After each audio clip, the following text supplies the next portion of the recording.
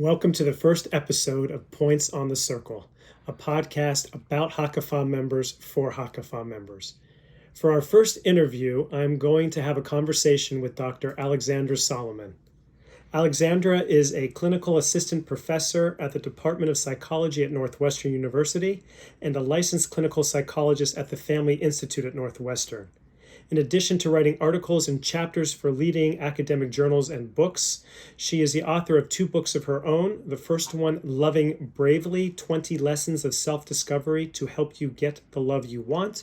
And her second book, which just came out a few months ago, Taking Sexy Back, How to Own Your Sexuality and Create the Relationship You Want. Alexandra lives in Highland Park with her husband Todd and their 2 children, Brian and Courtney. I hope you enjoy our first episode. So, welcome everyone to our first official episode of the podcast Points on the Circle.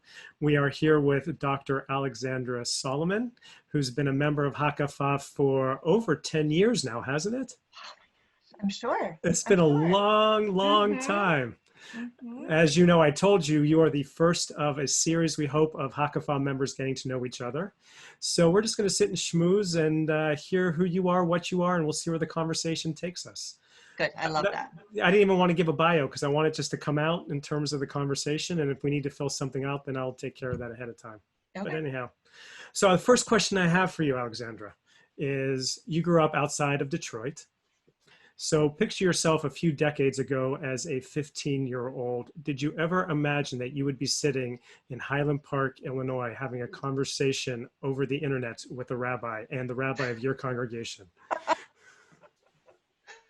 There's so nothing about this that I could have imagined. It's not even, I don't even know when I was 15 if I would have known what a rabbi was. I literally married the first Jewish person I ever met. Really? Mm-hmm. Tell me about that. I think, perhaps I had known, a Jewish person or two, but really I grew up in Grosse Pointe. So I couldn't have, Todd and I have been married for almost 23 years, and we met because we lived across the hall from each other in the dorm freshman year at University of Michigan, fall of 1991. And so one day in early September, he comes out of his dorm room, and I just, at first we were just buddies, and we were part of this, big mixed gender group of friends who were on this dorm hall.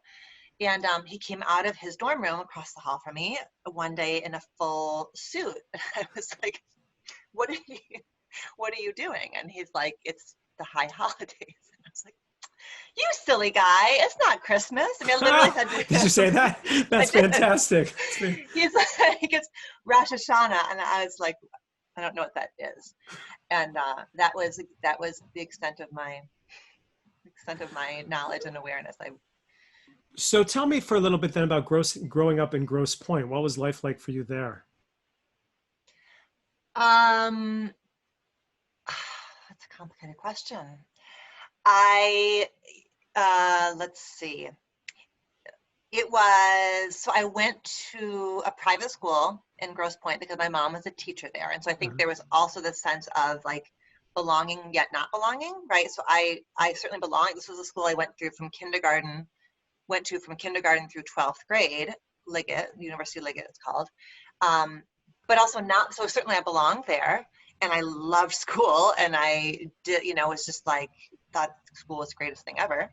But I also felt like I didn't belong because it was clear that I was there because I was a teacher's kid, so sort of there's some sort of socioeconomic awareness there of how much privilege was within this community, and did I belong, did I not belong? I think I grew up quite insecure around that, but not really having language for where I fit in this sort of social hierarchy, and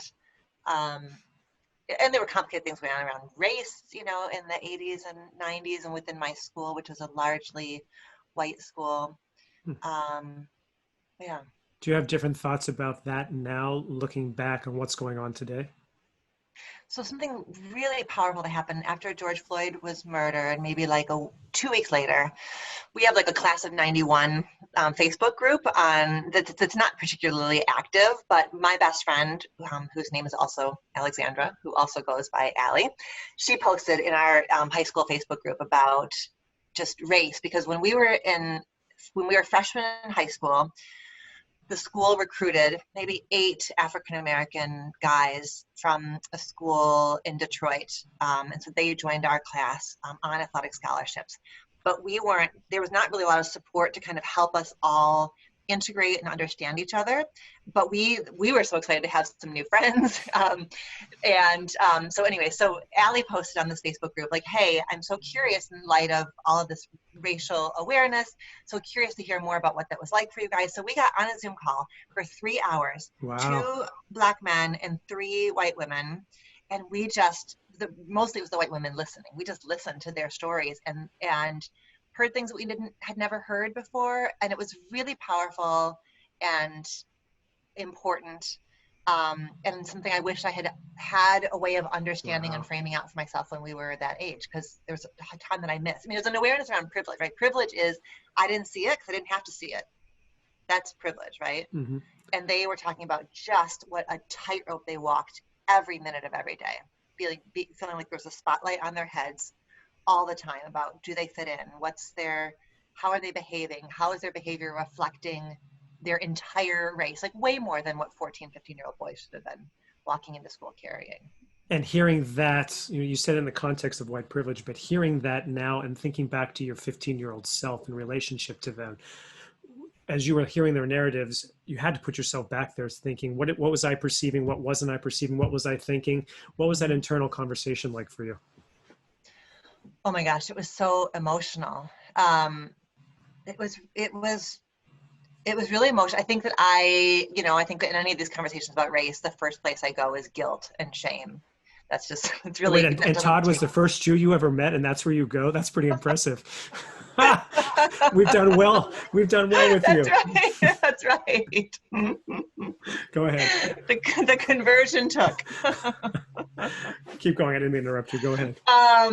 So I felt pretty bad. I felt badly about it. I felt sad. I felt tearful at times, right? Like hearing the things that I was worried about as a 15-year-old versus the things they were worried. They were sharing stories of getting pulled over by the cops on their way to school, like laying on the ground next to a cop car before they walked into the building at school, and then trying to somehow have a day at school. That's so heartbreaking.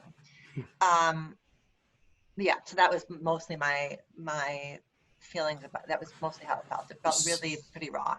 So you initially talked about growing up in this school of speaking of otherness, feeling an otherness. Yeah. And now you've talked about kids that you were friends with, that you were on the privileged side of otherness.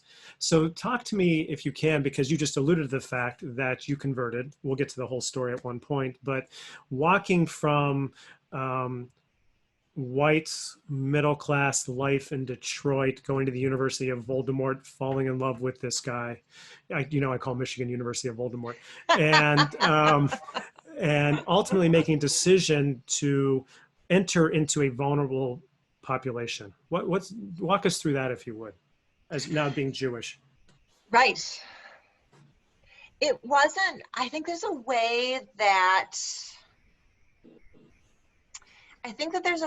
to join, I mean, there's a privilege in choosing marginalization, right? Like I chose to take up an identity that increases my marginalization or increases my vulnerability, or certainly increases my children's vulnerability.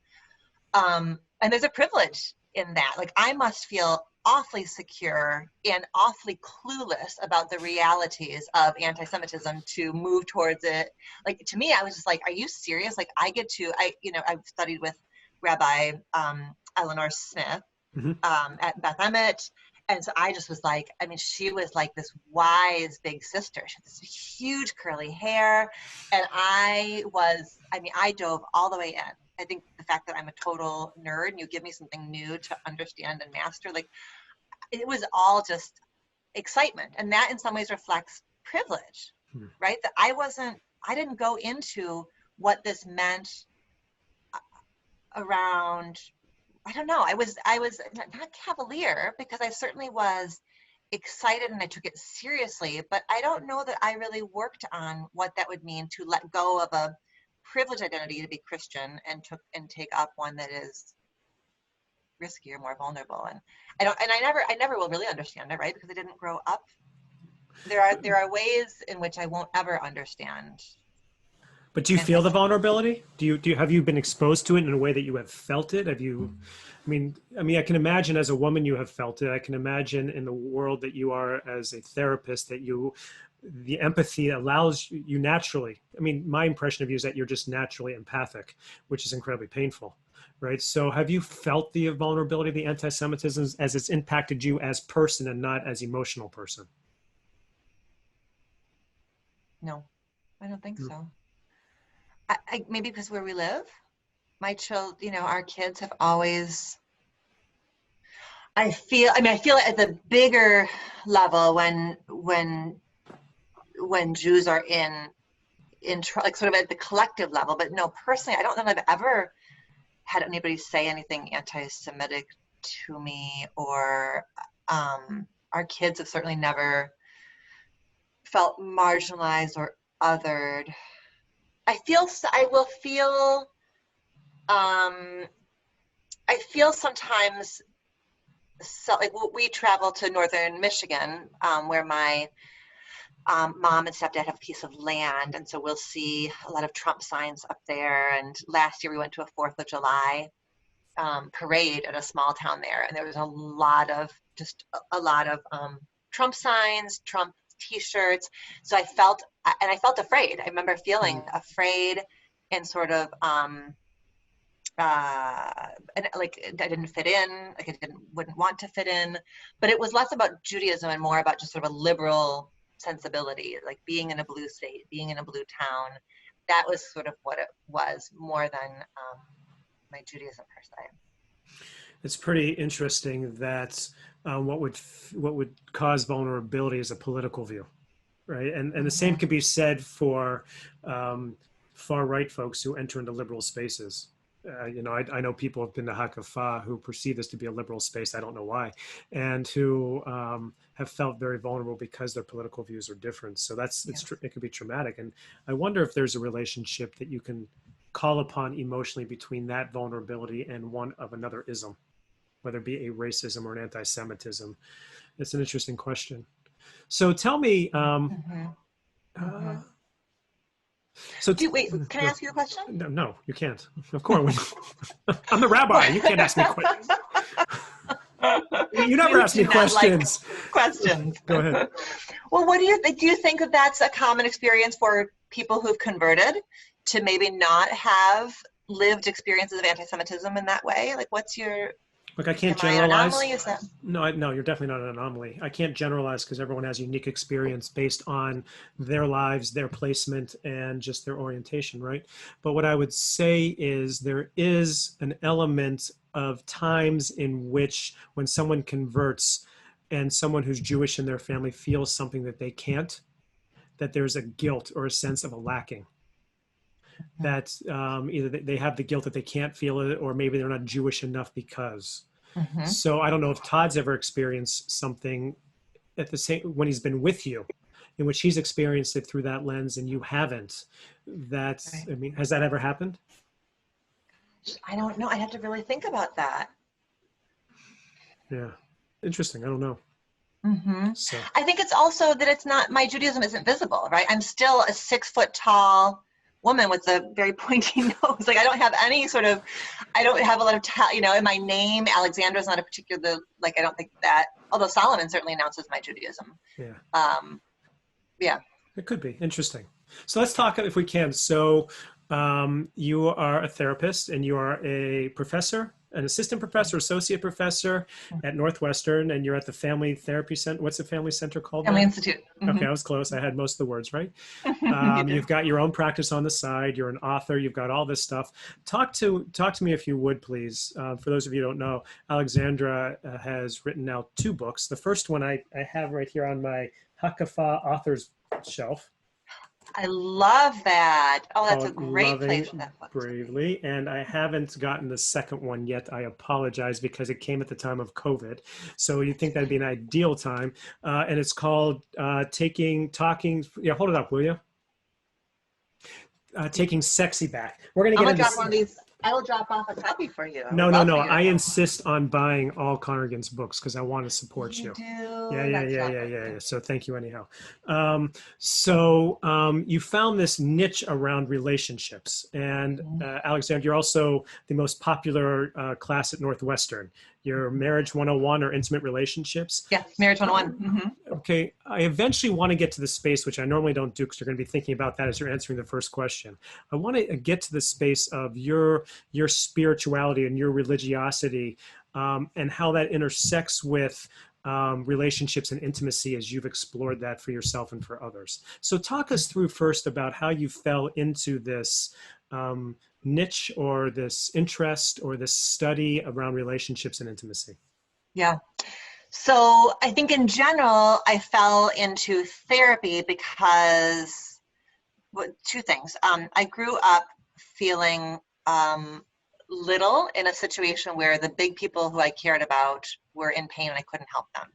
That was sort of my sort of core wound growing up was that I was in a complicated blended family with grown-ups whom I love deeply, but who were struggling and pretty limited in a lot of ways. And there was nothing I could do to help them. And that was pretty painful for me. So I didn't, so that was sort of my psychological piece I brought into it, but I grew up wanting to be a physician. Like I wanted to be a pediatrician from the time I was 5 years old. And I went to college. And I remember sitting with my academic advisor freshman year who was, I was like, so I'm pre-med, so I'm going to just be here until I can go to medical school. And he was like, you know what, while you're on campus, like take a philosophy class, take a poli-sci class, like really you should make this and I was like, no, this is point A to point B, like there is no messing around. And then somehow I did take a women's studies class my sophomore year, and it was just like I was done for. I was Hmm. fascinated by looking at race and gender and power and hierarchies and relationships and systems and culture. It was just like mind blowing for me, mind expanding. So I sort of I pivoted then and decided to like deepen into my interest in psychology. And so went from there. But even when I went to graduate school, so I went to Northwestern to get my PhD in psychology, and I went in wanting to study what I thought were feminist issues. So I defined feminist issues as domestic violence and body image stuff. And so I would never have chosen a marriage class or a relationship class in undergrad because I sort of defined those as like somehow whimsical and feminine and girly and not like the hard feminist studies. So that was what I wanted to do in grad school. But then my first year of grad school, I had funding secured, but then going into my second year, I had to figure out how to get my funding taken care of with either a research position or a teaching position of some kind. So there was an opportunity at the Family Institute, which I had never known anything of. And I went and interviewed with the head of the Family Institute and basically just was like made up a story about how I was really interested in medical issues. And I didn't like, I knew I needed a job, but I didn't. So I kind of, and I was like sort of, Incidentally, my dad was, that's how I got to Hakka I made the whole thing up. But go ahead. Keep and going. I'm sorry.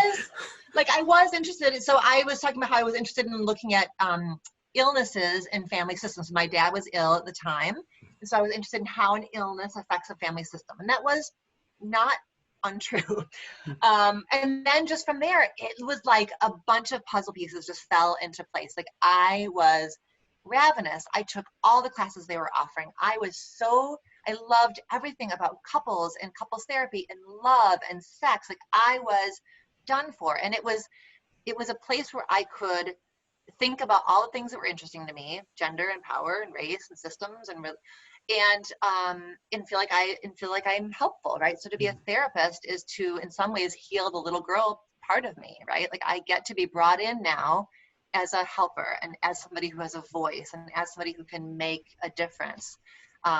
So those are the things and so it's perfect. It is the most perfect work for me.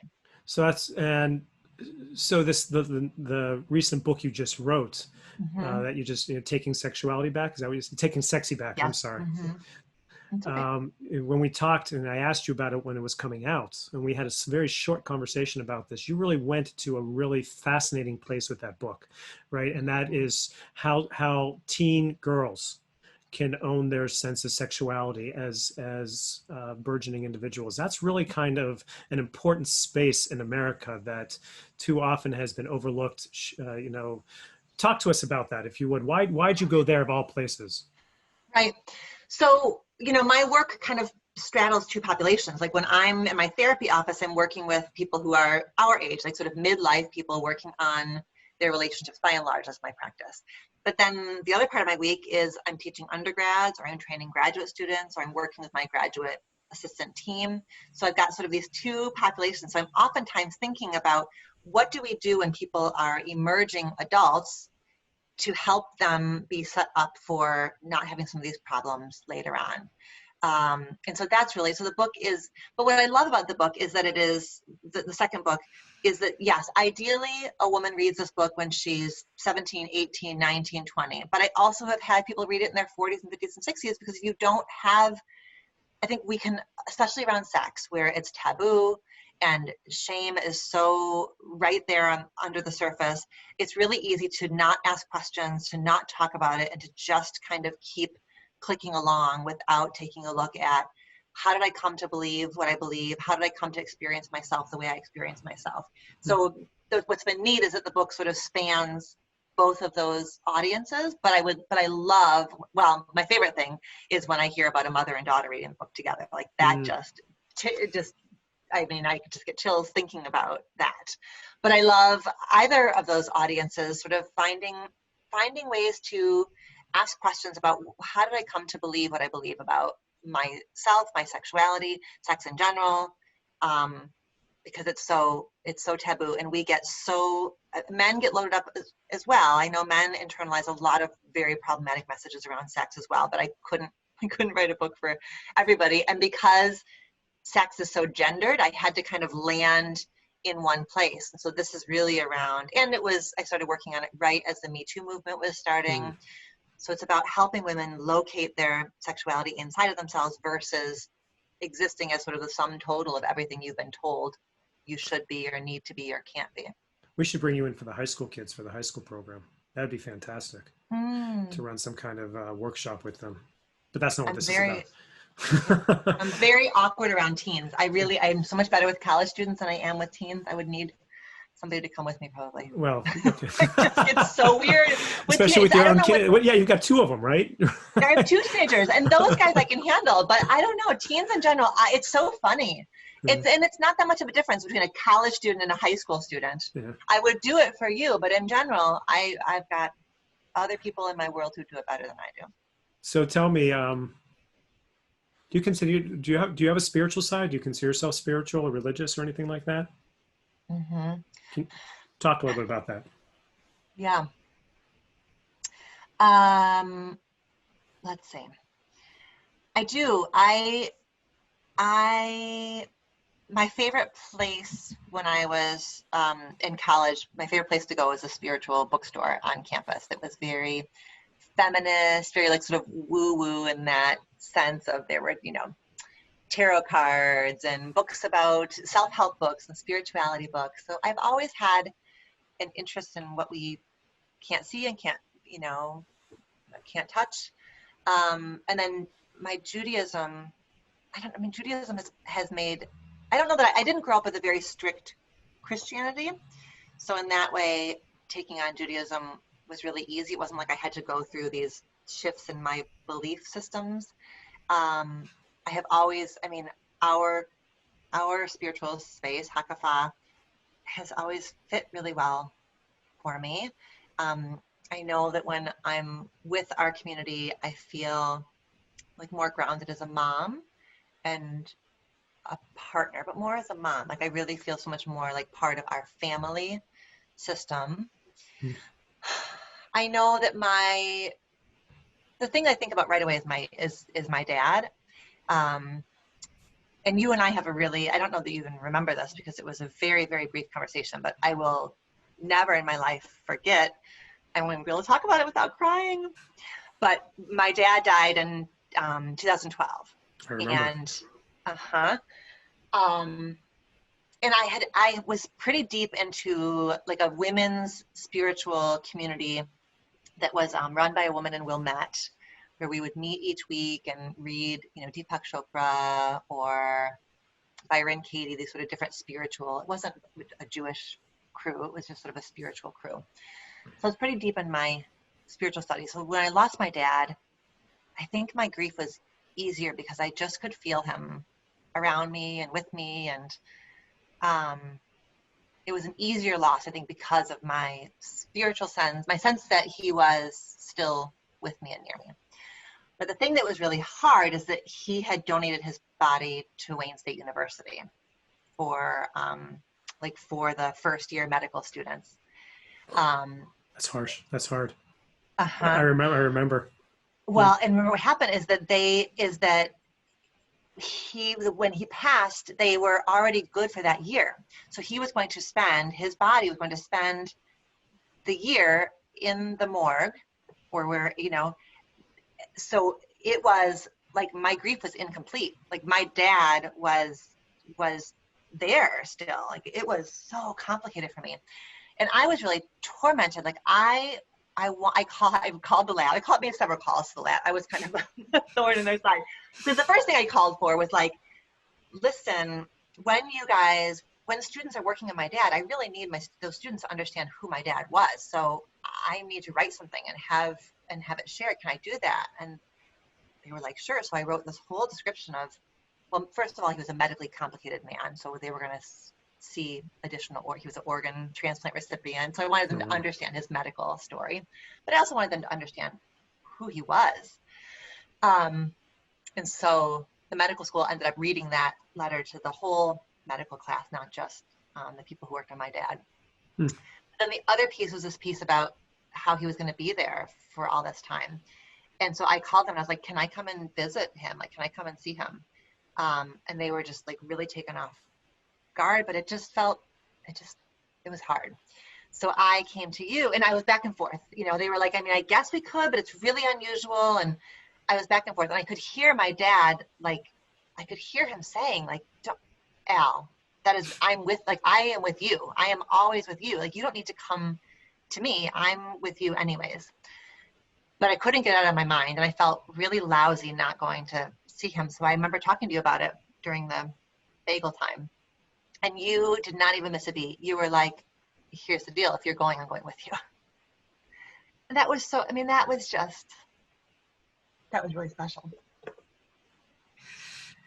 And that actually, you're special. So, it was so cool. Like it was the first place you went. Like you weren't going to break down pro, con, do it, don't do it.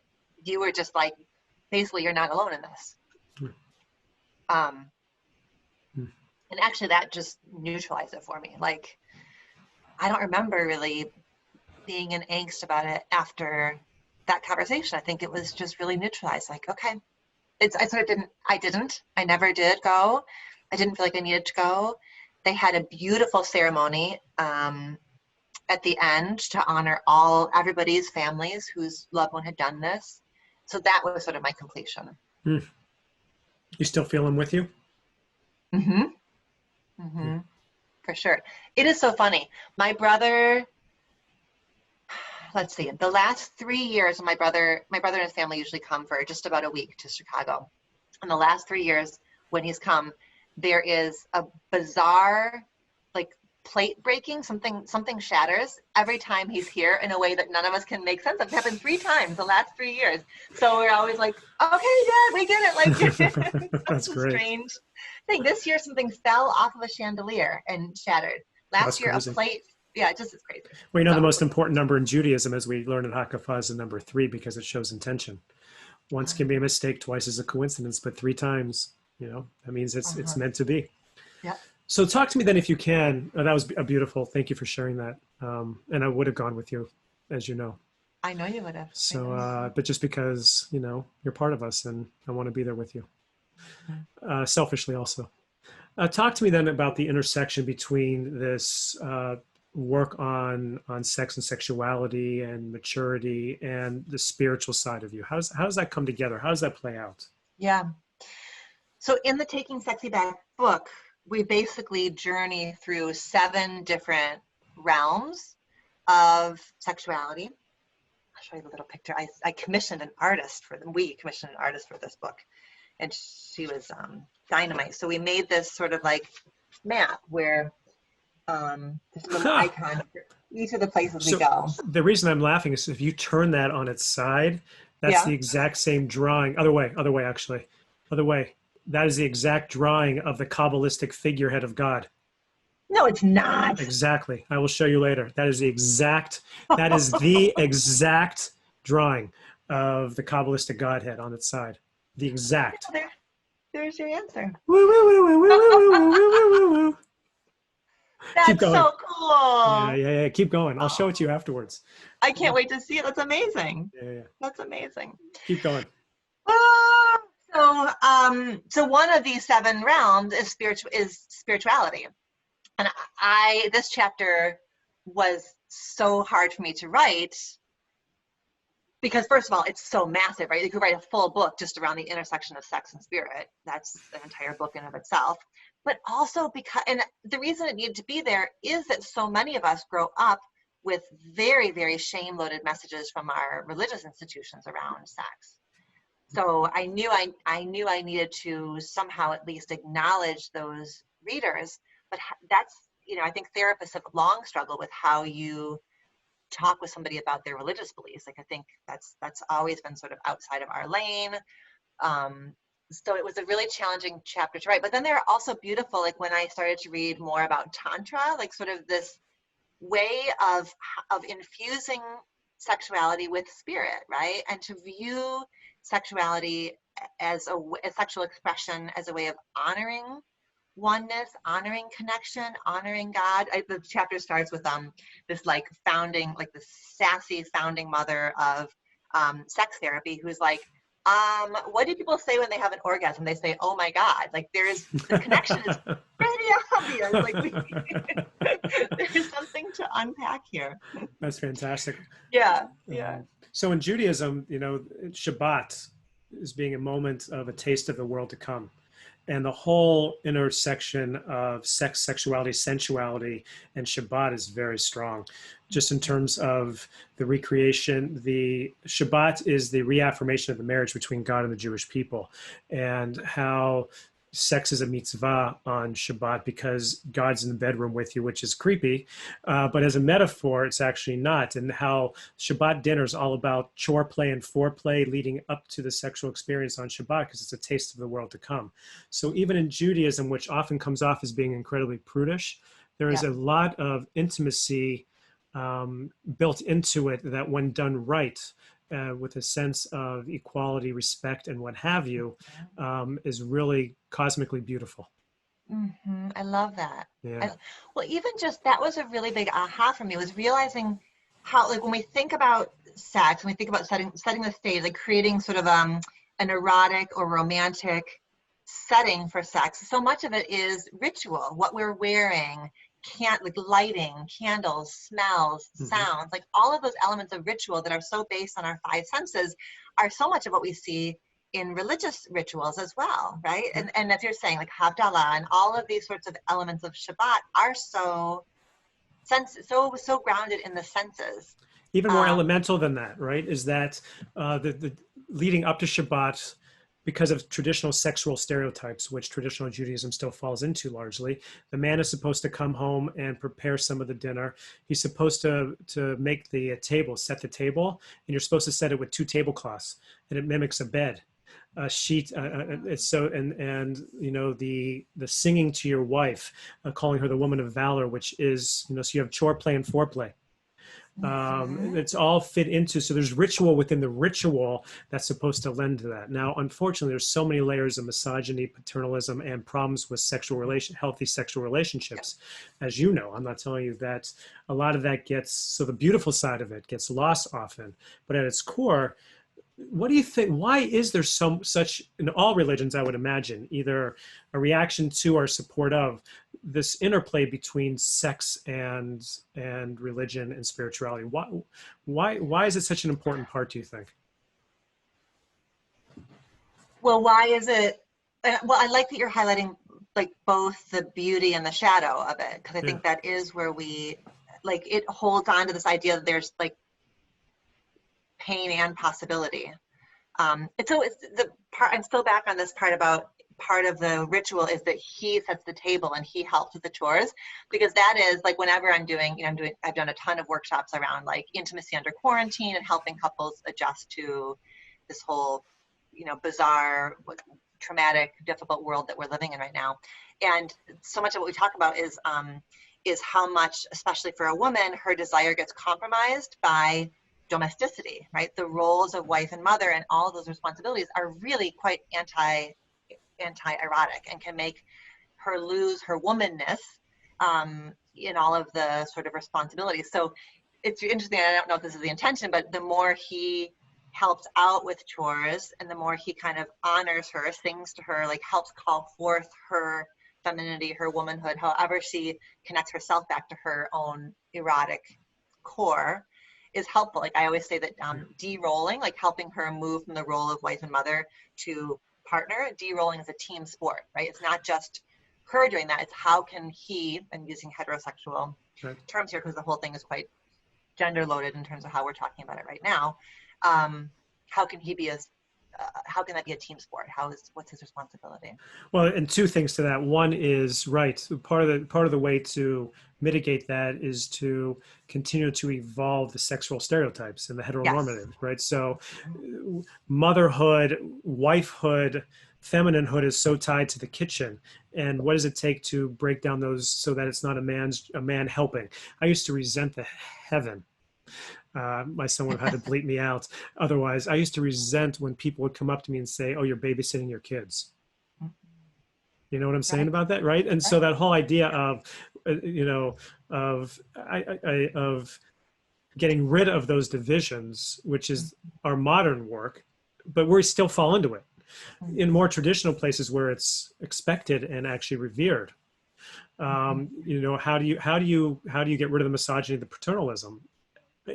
You have to take those steps, and Shabbat is a reminder of that. That's number one. Number two is that the image of God that's most closely aligned to us is the Shekhinah, which is a feminine image. So when you welcome in the Shabbos bride, the Shabbat bride, it really is a sexuality. It is a sensuality. It is that reminder of the divine is both feminine and masculine as well. Yeah, yeah. I think that's I think part of what we were talking about, the intersection of religion and sexuality, like I think we clamp down the stuff that really makes us afraid. I think that there's a way in which we are collectively quite afraid of women's sexuality. Like women, the female body has, like, the centerpiece of female sexual pleasure is the clitoris. It is an organ on a woman's body that has no function whatsoever besides pleasure. There's no parallel on a man's body. Like the male sex organ is a multi-purpose organ. It does a lot of different things. But if we were to really build an entire faith, an entire culture around honoring the fact that women have as their birthright sexual pleasure, we would build a really different world. And instead of that, I think we've gotten really afraid of that, right? So we've really tried to clamp it down and control it. There are so many ways. I mean, there's so many ways we control women's sexuality and women's sexual autonomy, rather than allowing it to guide us and allowing us to celebrate it and trusting women to understand it and use it well, and trust men to engage with it with respect and honor, and to be in awe of the power rather than trying to control the power, all of that kind of stuff. I think that's in some ways where it all starts, is at the level of the body. And in fact, we didn't even know. I mean, the full anatomy of the clitoris wasn't even graphed out until 20 years ago. So there's something incredibly, we're just we don't want to look at it. We don't want to hear it. We don't even want to understand what's happening. Well, Jewish law would be a lot easier to get through because it would be a lot shorter if we can get rid of all the laws that have to do with the fact that men are incredibly grossed out by women's bodily fluids and body parts. Yeah. Right. Right. And not only the bodily fluids, but this give and take about our desire to control women as men, while at the same time feeling a sense of being out of control because of sex drive and what have you. And so that power play does turn into this sense of masculinity, of misogyny, and all that stuff. And we're not even talking about gender fluid stuff, which is a whole nother conversation. As you point out, we are being very, again, heteronormative in this. Yeah. Yeah. So the class you teach, when you're working with people who do not have their full frontal cortex fully developed, right? Hmm. Uh, Hmm. is there any kind of in that work spiritual thought, spiritual feeling around, or just in terms of the relating to them about it?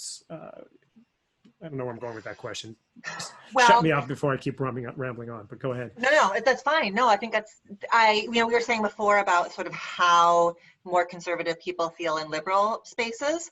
I mean, I am unapologetic about making sure that my classroom is a space where everybody feels included. So I'm very intentional around my pronouns. I'm very intentional about even the images I use on my slides are inclusive and representative. Um, and so I've had conservative students come to my office hours and talk to me about feeling kind of left out or feeling kind of confronted, or Mm, even just when I talk about sex, like I always say, like, I don't care when and how you do it, but these are the things that I want you to understand around what creates a really good sexual experience. So I would never talk about like sort of whether you should have sex before marriage or how many partners you should have or any of this kind of stuff, which can feel really confronting to somebody whose message and internalized belief is one man, one woman, one partner for life. And so those students are certainly in my classroom, and sometimes they will talk to me about how they feel mm, misunderstood or devalued, or that things I say sort of seem really cavalier. And sometimes I think they probably just feel offended and don't talk to me about it. But in terms of where the kind of error I would rather make, right? I am so I would never have a class. I'm so my primary thing is to make sure that people who have been marginalized feel included. mm, But yeah, how does spirituality come up? Where it comes up a lot is talking about bridging like interfaith relationships. That's a lot of times students want to hear about what do you do about that, because mm. they've come from maybe a rather homogenous community, and then they come to Northwestern and all of a sudden they are in love with somebody whose entire culture is wildly different than their own. So we talk about that quite a bit. Interesting. Hmm. I'm going to pivot for a moment. Just a couple more questions, if that's okay. I'm really enjoying this. Thank you. Um, Talk to me about what's your most memorable Jewish experience that you've had? Oh my gosh, I just flashed on like three at the same time. Go, tell us. Go for it.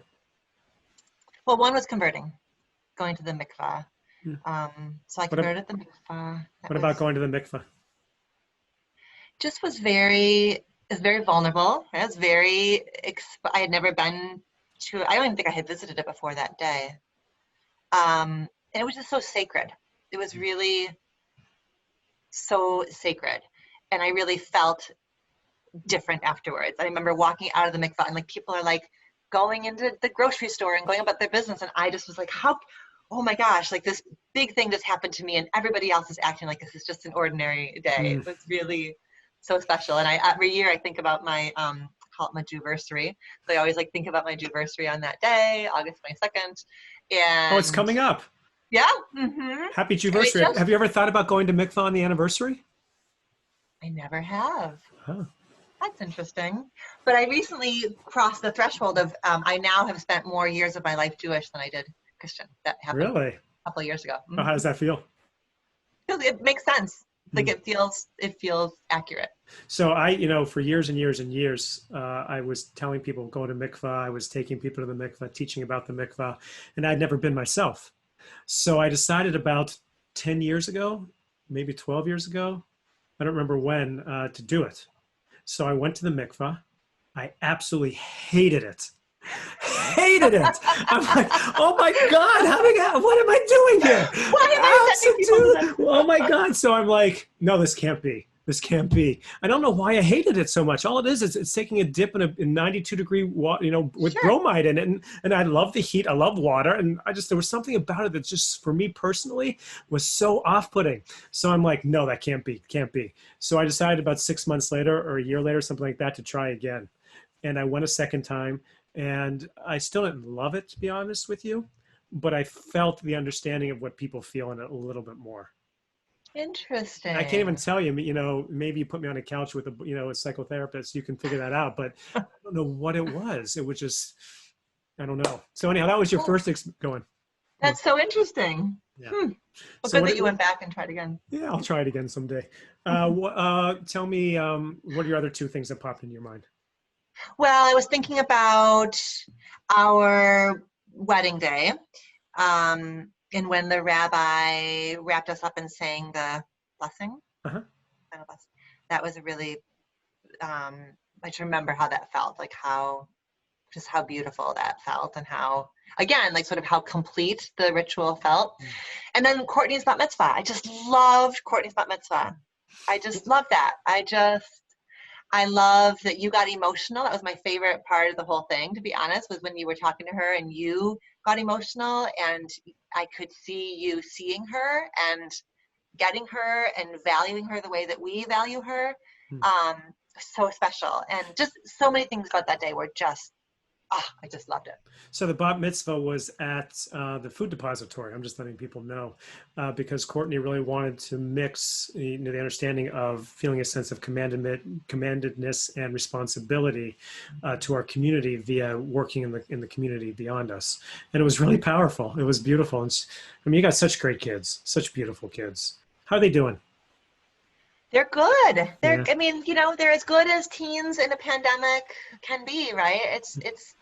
There's been so many, as I'm sure you've had in your family and lots of families in Hakafah, there have been so many like amazing moments, like just the gift of this additional time. Brian has learned how to cook, and both kids take much more responsibility for chores and things around the house than they ever have. And I feel like we've had just family walks and conversations and just this sort of a simplicity where Todd and I aren't jetting off here and there, and we're not managing all these. So much of, I think, modern family life, at least in the community we live in, is about getting things checked off of the list and figuring out who's going to go where, when, and how. And so there's something so special about this simplicity of this time. Saw you walking, what it was about 3 weeks ago now or a month ago, and I'm like, who's that guy walking with you? It's like Brian is like 9'7" now.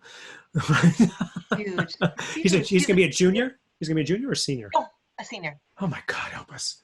He just got fitted for his suit for his senior picture. God. I'm not. He turns 18 next month. I'm not Oh my handling this well. God! Wow! Oh God! Okay, one more question for you. So you've been a member of Hakafah for a long time. Honestly, so what is Hakafah to you, or what is your thoughts about Hakafah moving forward, or anything like that? I'm excited. The thing that I think about most when I think about Hakafah is who I'm going to get to be in Hakafah as my um, as my responsibilities shift. Like I remember a few years ago, you had two women who were doing a project in Chicago where they were working with formerly incarcerated women who were coming out of the prison system, and they were two gals who would go down and work on like writing therapy sessions, and they were just really involved in this crew, and they were women who were not actively raising children. And I remember just feeling like this mix of kind of envy and guilt about why am I not doing more. And so I love that. I know that as I become, as my activism becomes a bigger part of who I am time wise, I know that I will do that through Hakafah, and that really excites me. That it'll be very easy to be like, okay, so what am I doing? Like, what do I get to do now? And we've done here and there. We've done Just Harvest. We've done, we've been able. I've dipped in different places, but I know that it hasn't been the top of my time priority list. And so I know I love knowing that it's going to be there for me, Hmm. and it'll be really easy to find a place. Now you know that this has been recorded, so when I come to you, you're not going to be able Right. to deny it. Right. That's right. I won't. Great. Anything you want to ask me or anything before we wrap this up? How are you doing? What do you think? What do you think now that you're a podcaster?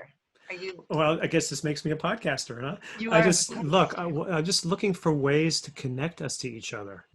We always are looking for those ways, and we take it for granted when we are able to be person to person. But when we're not, this is in a way even a better opportunity for us just to share with each other who we each is. We each are. We each of us. Mhm. Okay, I will have plenty of grammar people commenting on that. So Mhm. just, and I'm looking for people who have been involved, but also for people who haven't been as involved, just Mhm. so that people can get to see the breadth and depth of. I brag about you all the time. I Mhm. really do. And I do it not because I'm the rabbi, but because it's such an honor to be part of a fantastic community. Yeah. And I'm one of the few people who gets to see the breadth of that. And Right. that's selfish. That's right. And so I want to share that. Oh, So, that's neat. so It's a beautiful reason. It's a beautiful reason to do what you're doing. And that's been my experience of you guys, leaders, the Hakapa leadership, the whole pandemic is that you all are calling. I love the phone calls. You are really trying to figure out how to be together when we can't be together. yeah, And that Black Lives Matter rally was amazing. How did yeah. you feel about that? Were you glad at how that went? Look, yeah, I mean, it was nice, and usually I use nice in the pejorative way. I don't mean that purely pejoratively. I mean, it is to some extent that is all we're going to do is drive in our cars and honk, and then feel good listening to African Americans, and all we're doing is feeding the racism that we need to be debunking. Uh-huh. So I think that it's a step that we have to be consistent in, and we are furthering developing the work that we're doing, and at the same time, it's really important that we don't, as Hakafa, become just about that. Mm-hmm.